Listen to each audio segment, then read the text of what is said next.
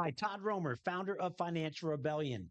Money tip of the week: how to get out of debt, whether that's student loan debt, credit card debt, or you have some personal loan debt. Credit card debt, by the way, is 1.3 trillion, a record high across America. Student loan debt, even higher, record high of 1.8 trillion dollars. You're likely not alone. I would say 95% of people walking this earth have had some kind of debt, and that's okay. So here's step one: get angry that you've got debt, get ticked off that you have debt, and that you want to do something about it. That's step one. Step two: accept it and move on. Even if it's not your fault, something happened that caused the debt, that it was out of your control. If it was caused by you, accept it as well. Maybe it was credit card debt that finally got out of hand and you were burying your head in the sand, that you accumulated this amount of debt and you should have done it earlier. That's okay too. Don't beat yourself up. Accept it and move on. That's step two. Step three of getting out of debt the financial rebellion way: set up a time frame of when you're going to get out of debt. Is that 9 months from now, 12 months, 15 months from now? Set a time frame of when you're going to be debt free. Step four of getting out of debt: tell some people that you trust that you're in a predicament of debt, that you want to get out, and you're going to take steps to do it. Your friends, some family members. If someone in your circle of friendship judges you for what you're part of, a lot of debt, they're not your friends anyway. Move on. So I doubt that people are going to be giving you much judgment, because they understand that life happens sometimes. In fact, it'll probably be refreshing and that you're vulnerable with them. Hey, this is my problem. I'm getting out of it. That's the kind of people I like to hang around with. Step five, getting out of debt the financial rebellion way, is start participating now in what we call the debt snowball. I didn't come up with it.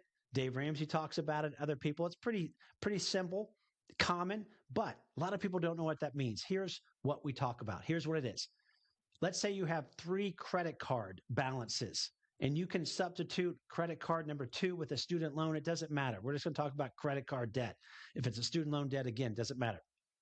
If you have a credit card balance of loan 1 of 3,000, card number 2 is 6,000 balance, and card number 3 is $9,000 balance. All you do is you pay the minimum balance of the 2 highest credit card balances that you have.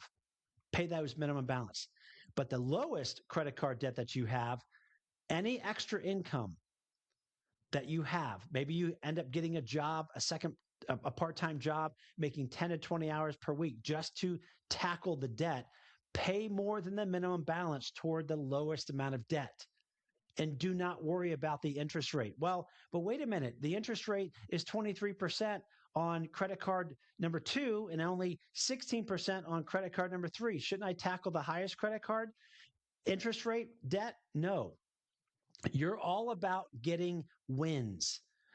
It's up here. It's psychological. When you pay off the lowest debt first and you then only have 2 remaining debts left, you're going to start feeling good. You're going to start feeling like, okay, this is working. That's what you're all about. Do not care about the interest rate. It's all about paying off the smallest loan debt first, then tackle the second loan balance next. Okay, step 6 of paying off debt. This is literally just from Dave Ramsey. Some people like him, some people don't. I like him. I've spoke alongside his daughter, Rachel Cruz, before many years ago at University of Utah. Have gazelle intensity is what he calls it. In other words, go Google what a gazelle does. He's very intense.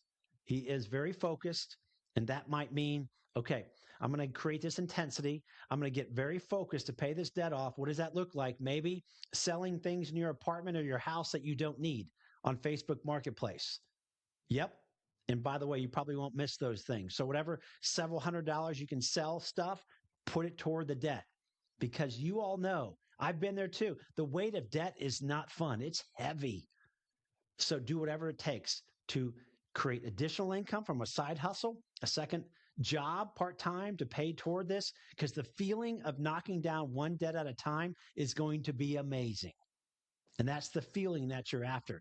The last step of paying money off, paying debt off the financial rebellion way, is celebrate. When you tackle one debt, it's down to zero.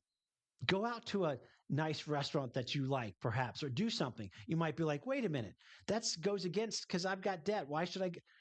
You need to celebrate wins. It's big, it's psychological.